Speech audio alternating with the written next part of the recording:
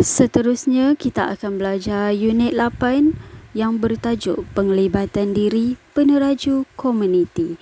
Dalam unit ini, cadangan nilai universal adalah seperti nilai patriotisme, nilai berterima kasih, nilai kerjasama, nilai kerajinan dan nilai kasih sayang.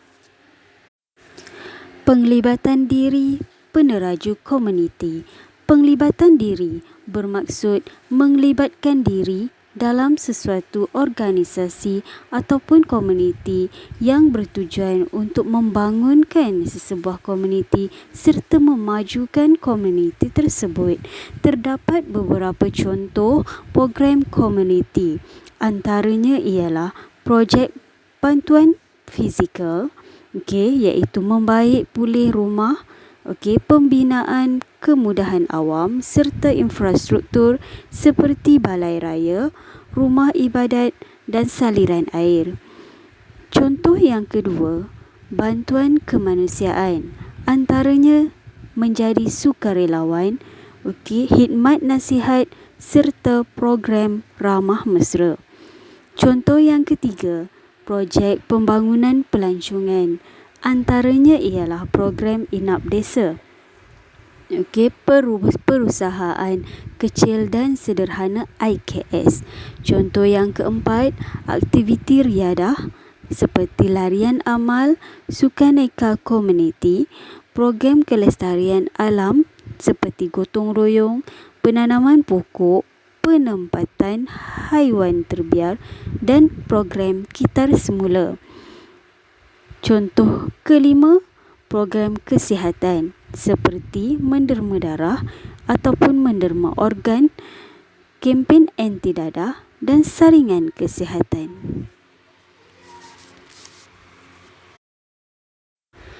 Terdapat beberapa cara yang boleh kita laksanakan untuk melibatkan diri dalam program komuniti. Antaranya ialah, yang pertama sekali, kita haruslah mendaftarkan diri sebagai sukarelawan. Yang kedua, kita hendaklah meluangkan masa dan menyumbangkan tenaga dalam menjayakan sesuatu program komuniti. Yang ketiga, kita haruslah menyumbangkan keperluan asas seperti pakaian dan makanan kepada golongan yang memerlukan.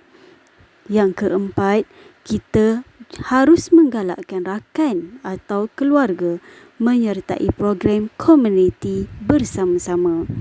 Yang kelima, kita juga perlu menyokong dasar dan program komuniti yang dilaksanakan secara langsung atau tidak langsung. Yang keenam, kita harus mempromosikan program komuniti dalam media massa.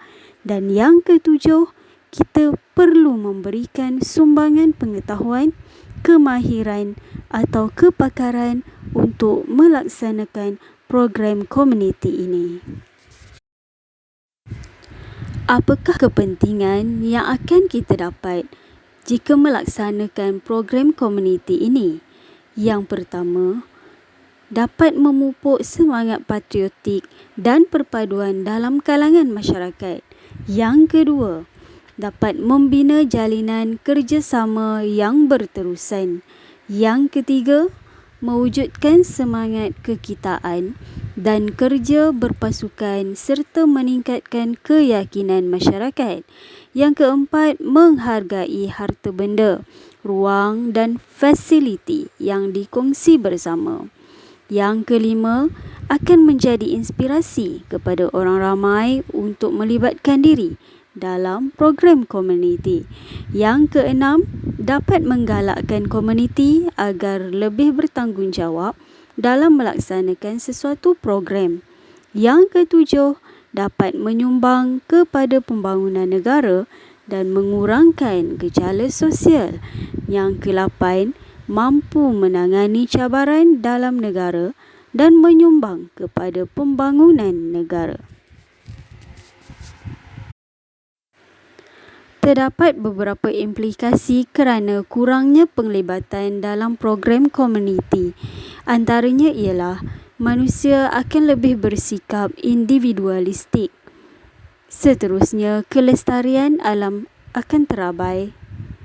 Hubungan sesama kaum semakin renggang, meningkatkan jurang sosial. Golongan yang memerlukan bantuan sukar mendapat pembelaan. Seterusnya, beban kerajaan dalam pembangunan komuniti makin bertambah. Generasi baharu akan mudah terjebak dengan tingkah laku antisosial. Dan seterusnya, sikap prihatin dan timbang rasa dalam kalangan masyarakat semakin berkurangan. Oleh itu, jadilah individu yang dapat menyumbang untuk negara. Jadilah komuniti yang dapat membantu dalam pembangunan ekonomi negara. Jadilah rakyat yang dapat bekerjasama tanpa mengira bangsa. Dan jadilah bangsa yang cinta akan negara. Ingat ya semua, bersatu kita teguh, bercerai kita roboh.